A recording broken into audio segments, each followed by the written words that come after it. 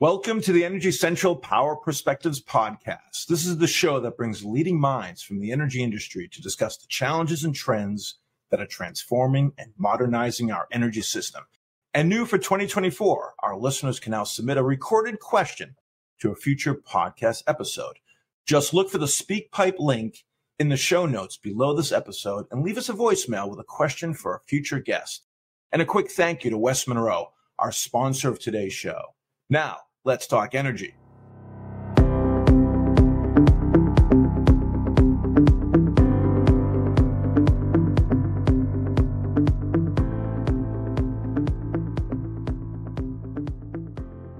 I'm Jason Price, Energy Central podcast host and director with West Monroe, coming to you from New York City. And I'm joined once again by the producer of this show, Matt Chester, dialing in from Orlando, Florida.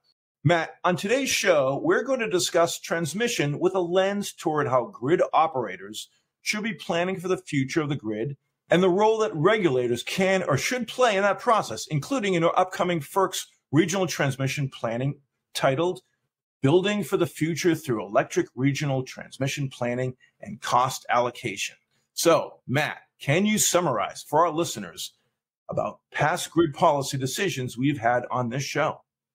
Of course, Jason, and these are the types of reminders I always like pointing out to our listeners to playlists we've built around certain topics. And of course, the grid is a major one, so we've done just that for the grid. And if you go to our SoundCloud page for the Energy Central Power Perspectives podcast, we have one listed playlist called The Grid, Reliability and Resilience. So if you check that out, there's, I believe, about a dozen episodes where you can catch a discussion from a DOE official about resilient grid planning. We had a utility CEO talking about the grid of tomorrow. We even had a recently published episode about what lessons we can learn from the Ukrainian grid as they've remained resilient, and many more. So no doubt this episode today will be a key one to add to that grid's playlist as well when we put it live.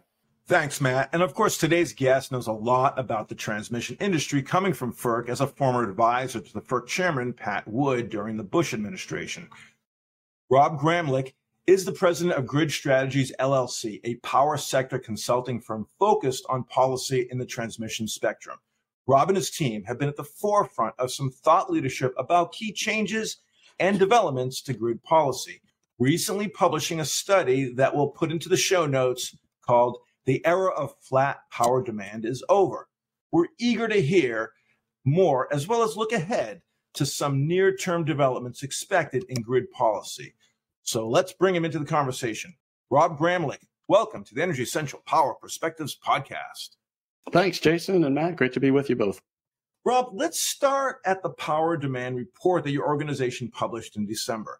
Can you give us the overview about why the study was performed and what were the conclusions? Sure. Well, at Grid Strategies, we like to monitor trends in the power sector, and that's why we've been very focused on transmission and power markets for a long time, particularly as low-cost wind and solar have come on the system, and as severe weather and other strains on the grid have shown the value of large-scale transmission and regional power markets.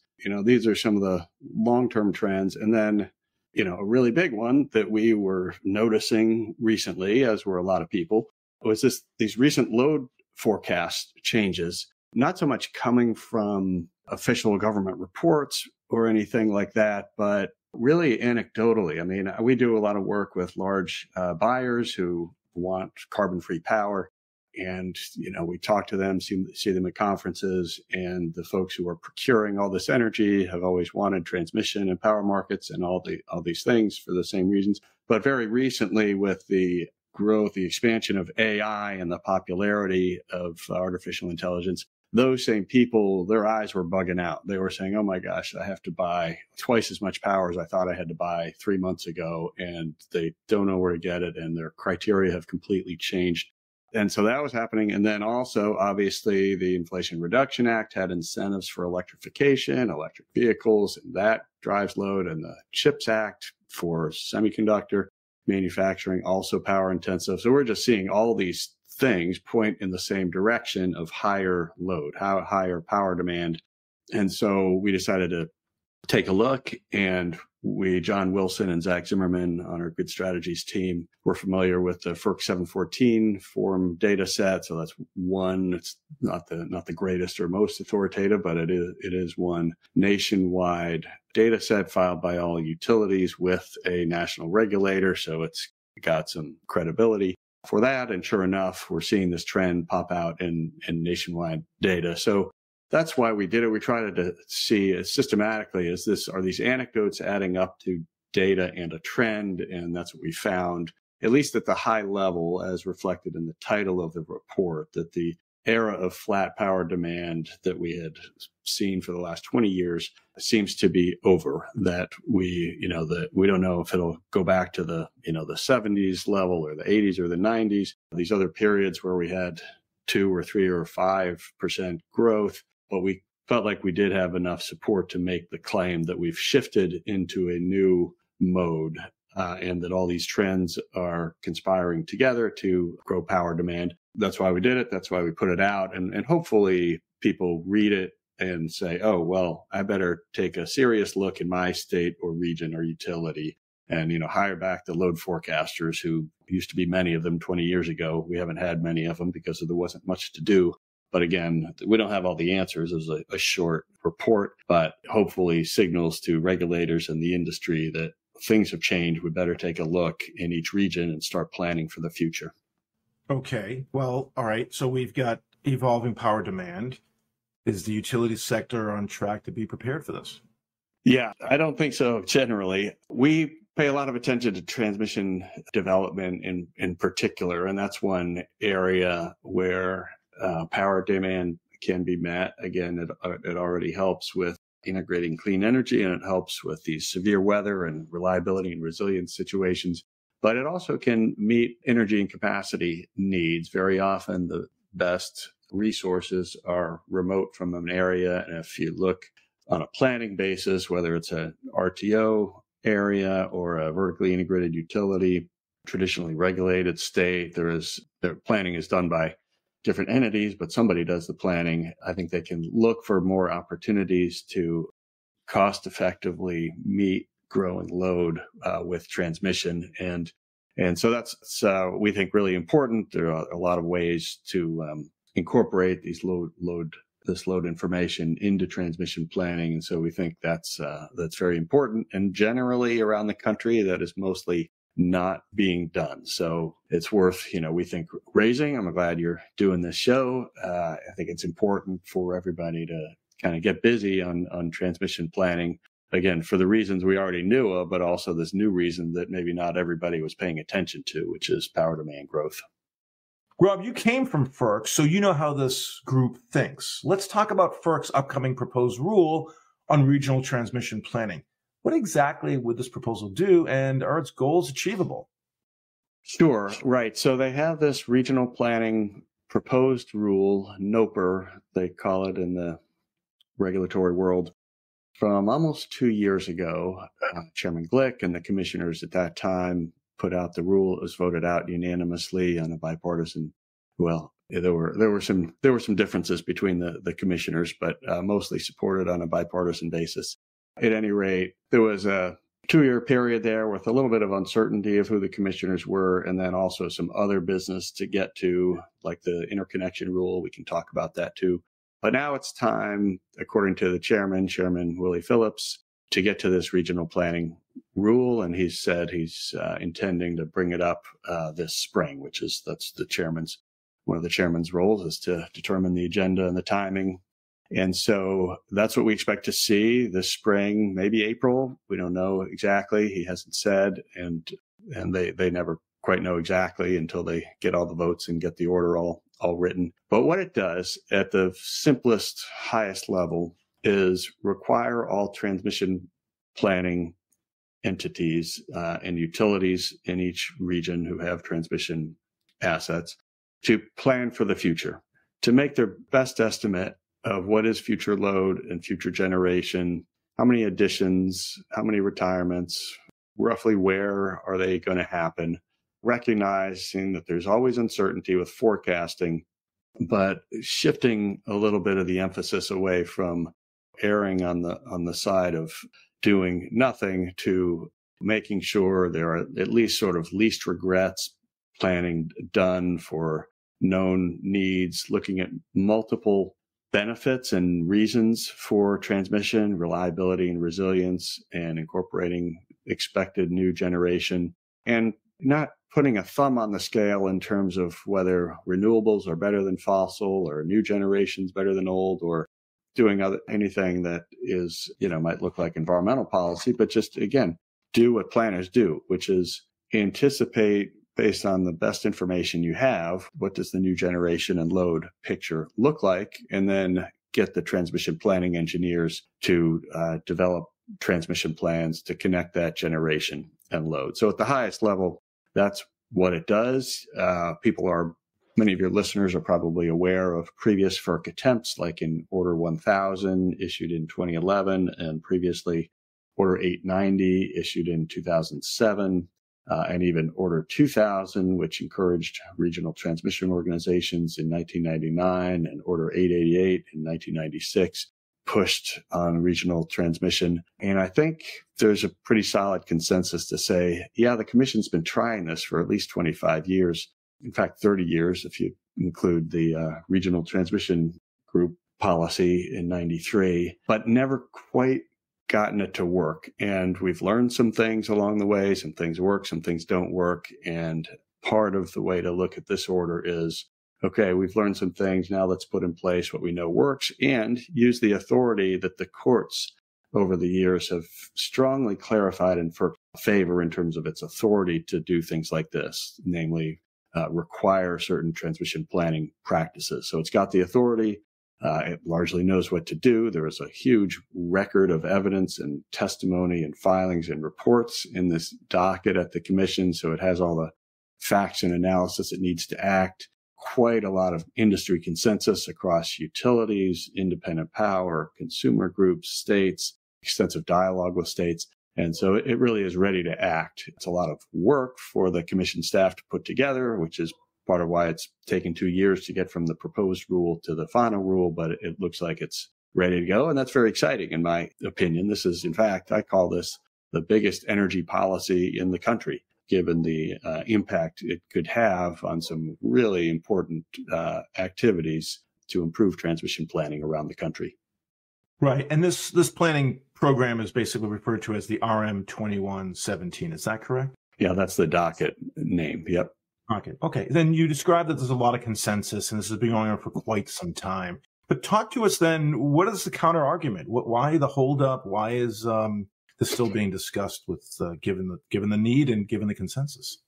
Well, there's always some resistance to FERC action, mainly because of the general resistance to federal agencies telling people what to do. Even in the regions that are most aligned with this initiative that I've described, they do want to sort of do things in their own way. The institutions are a little bit different in every region, the ways they operate, the power and authorities of states and public power, co-ops, investor-owned utilities. It's all a little bit different by regions, which makes it always tricky for FERC to act in a nationwide rule that applies to everybody in the same way. So that's always a challenge, and we have that same challenge here. And general sort of resistance to FERC requiring maybe utilities to do things they would rather not do. They may, for example, be vertically integrated utilities who want to protect the value of their own generation, which has sort of been a theme in past FERC orders in 2000, Order 890, Order 1000. And, those are sort of reasons that over the last 25 years, both Republican and Democratic commissioners have said, okay, well, utilities operate according to the incentives that we, the regulator, set up. And it's our job as the regulator to make sure those incentives lead to the actions that create just and reasonable rates and non-discriminatory access. And so, if things are not working, then we, the regulator, need to act. But that's the debate. There are some utilities saying, don't touch our state, our region. We got this. Get out of our business. And FERC and many other parties are basically saying, look, you can do things somewhat differently in your region, but you can't not do it. You can't not plan for the future, and you can't avoid the reality that these are regional, interstate connected networks. So, it's a fiction other than Hawaii and Alaska and Texas, which are separated from the rest of the grid. It's a fiction that you can just do it alone on your own at the utility or state level. We really have to have rules that make sense across states and across regions. Right. Yeah, that collaborative is key here. Across the interregional collaboration is certainly key. So with that said, though, the role of the government is on one hand to create and enforce such policies, but the other key opportunities, of course, the government affords is the funding. So talk to us about the state of the Department of Energy funding transmission programs and developments. Are they doing enough? Are funds reaching the most needed areas? Share with us your impressions on this. Sure. Well, two answers. The first is that I think it's very exciting. The Department of Energy, really for the first time in its history, has a major program and a whole program office called the Grid Deployment Office, whose job it is to enable large-scale transmission. That's one of their jobs. And that's very important. Most people who know DOE know of its R&D programs and occasionally pilot programs with utilities and sometimes doing studies with the national labs. And those are all still there, and they're nice to have and, modestly helpful. But now they have a grid deployment office. They're really focused on deployment. And Secretary Granholm uses the mantra, deploy, deploy, deploy. And then her team of expert lawyers and engineers and economists have put together these programs, and certain provisions of the Infrastructure Investment and Jobs Act and the Inflation Reduction Act give resources, including financing tools, to the Grid Deployment Office.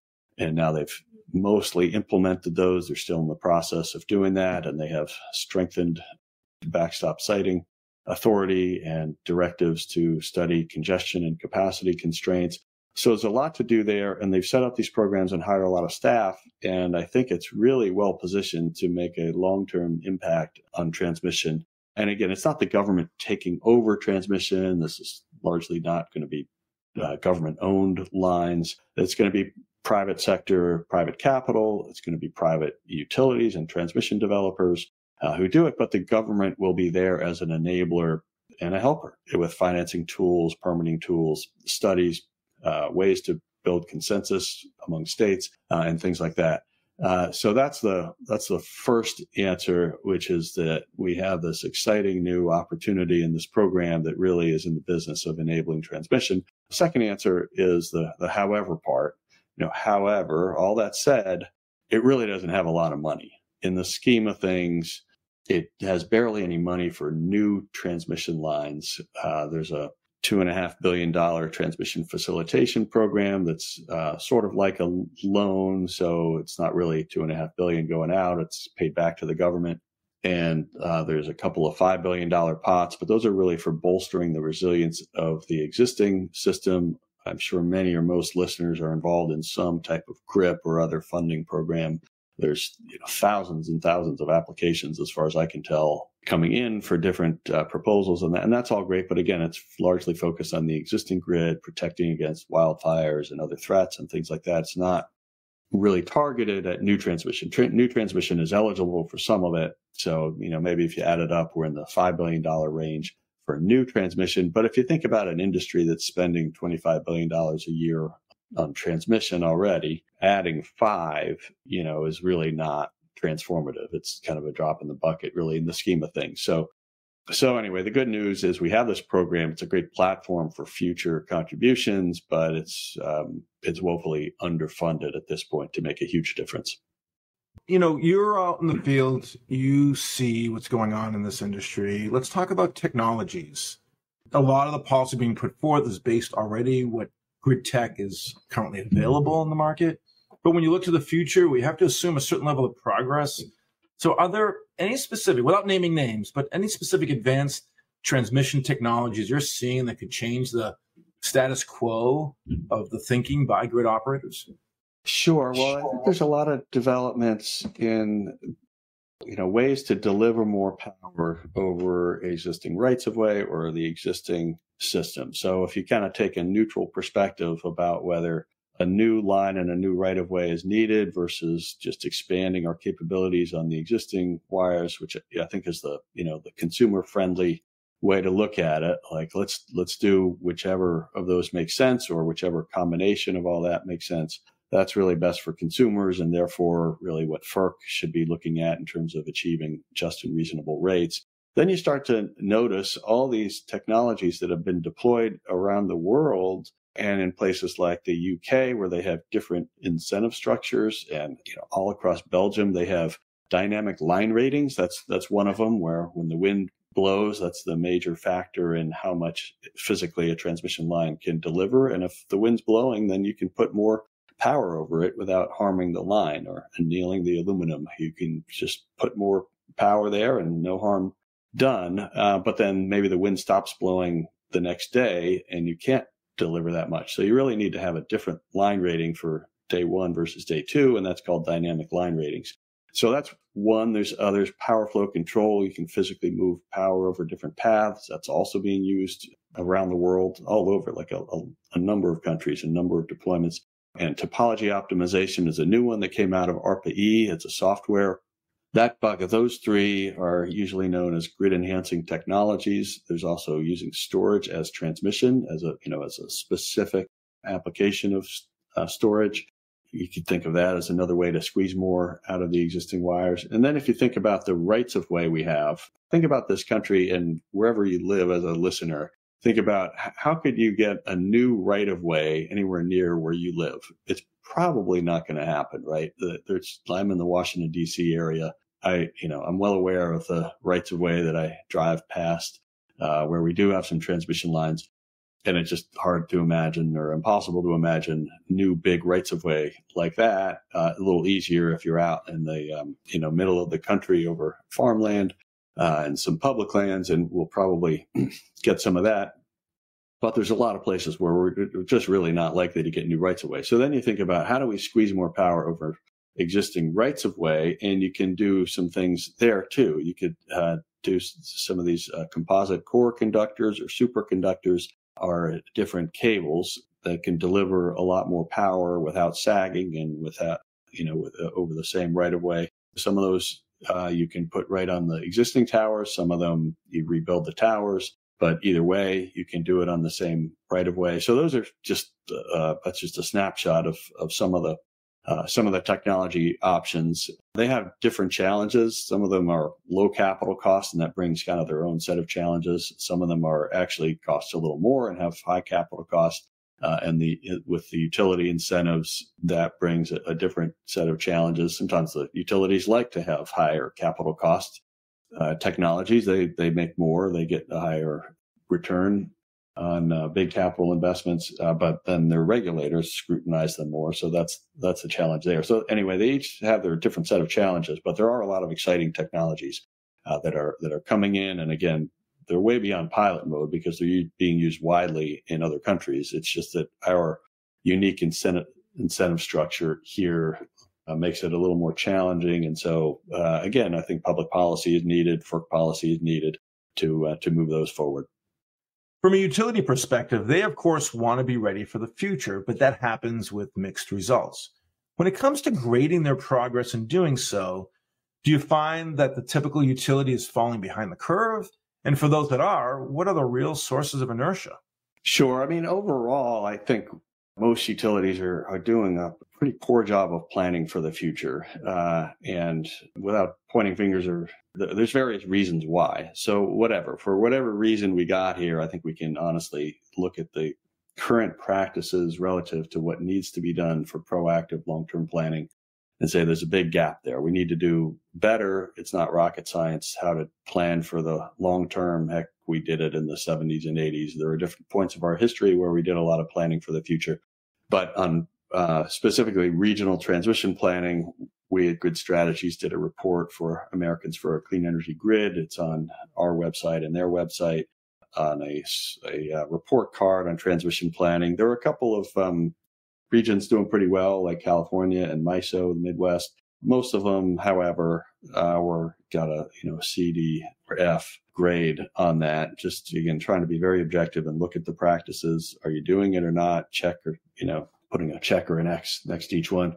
So that's on regional transmission planning. On interconnection, there's been some reforms there. FERC Order 2023 was helpful, but it was very modest. And so we're actually looking at that and trying to score and sort of give a baseline, working with the Advanced Energy Institute. And so look for that sometime in the not too distant future. It looks like the grades are also not very good there, but that is at least an area where there's a lot of work being done in each region. So hopefully the report will be a baseline on that, and we'll see some significant improvement even in a year. That can happen relatively quickly. And then on technology, we haven't done any kind of formal assessment, but it's really not been great. There's certain utilities that have done some things.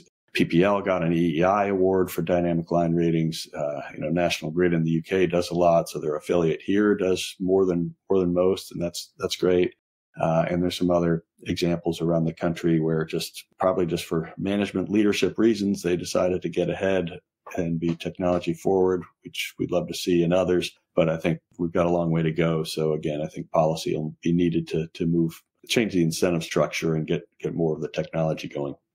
That's great. That's really insightful, and we appreciate that. So I'm going to give you the last word, but before we do, we have something called the lightning round, where we get to learn a little bit more about you, the person, rather than you, the professional. We have a set of questions we're going to ask you, and we ask your response to be kept to one word or phrase. So, Rob, are you ready? Okay. All right. What's your dream vacation spot? Oh, well, I'm heading to Devil's Thumb near Winter Park, Colorado to cross-country ski this week, so I'm going to say that. Okay. Best part about living in the greater DMV region? I generally love the people around here who are generally committed to public policy and interested in improving our country. So I'd say the people. Do you have any hidden talents? Not really. I will say that I think I've coached 70 seasons of youth sports, mostly soccer. So I don't know if I'm talented, but I've done a ton of it. What was your first job? Construction. How do you define success in your career? Lasting impact on the issues we've talked about. And part of that is helping build a team of people, both at my organization and a lot of other organizations I work with, to improve their capabilities. I'm not going to be here forever, and getting a lot of folks excited about this agenda. And we're giving you the opportunity to challenge a future podcast guest. What's one question, energy focused or otherwise, that you'd like to pose to a future guest who is sitting in your shoes in the lightning round? Sure. Well, a lot of what we talked about is how do you move tens of gigawatts of power across large swaths of the country? So that's what I would ask them. There are a lot of ways to do it. We don't have all the answers here, but that's the question we are always focused on, and it's hard. The answers are complicated. I think the question is simple. Yeah, I think I'm going to be waiting a long time for an answer to that, but it's a good question to ask. Nice job, Rob. As I said, I'm going to give you the final words. So our audience is made up of decision makers in the utility sector who perhaps could use a pep talk or guidance from someone with your foresight. So what do you hope is the one resounding message they should take away from today's conversation? Let's plan our transmission grid for the future. We can do this. The industry did long-term planning in the 70s and 80s. We actually did long-term transmission planning as recently as the 2010 to 2013 era, built a lot of transmission in a few different regions, but we kind of got our eye off the ball. So again, we know how to do it. We probably need to hire a bunch of young engineers and train them up to do all the work, but we can do this. So let's get going. Excellent. Well, this has been a fantastic conversation, and thank you for joining us today. Rob Gramlich, president of Grid Strategies LLC. I'm no doubt that people are going to have a lot of questions and comments in Energy Central community. So please stay in touch with them and look out for any of those questions that come through. So until then, though, thank you again for joining us on the podcast. Thanks, Jason. Great to be with you. And you can always reach Rob through the Energy Central platform where he welcomes your questions and comments. And if our listeners have a question they want to have answered in a future episode of the podcast and even hear their own voice on an upcoming episode, we've started this year by offering our listeners the SpeakPipe link. So on the show. Look at the bottom of the podcast episode and submit a question and hear your voice on a future episode. We also want to give a thanks and a shout out to our podcast sponsors that made today's episode possible. Thanks to West Monroe. West Monroe is a leading partner for the nation's electric, gas, and water utilities, working together to drive grid modernization, clean energy, and workforce transformation. Our comprehensive services are designed to support utilities in advancing their digital transformation, building resilient operations, securing federal funding, and providing regulatory advisory support. With a multidisciplinary team of experts, West Monroe offers a holistic approach that addresses the challenges of the grid today and provides innovative solutions for a sustainable future. Once again, I'm your host, Jason Price. Plug in and stay fully charged in the discussion by hopping into the community at energycentral.com, and we'll see you next time at the Energy Central Power Perspectives Podcast.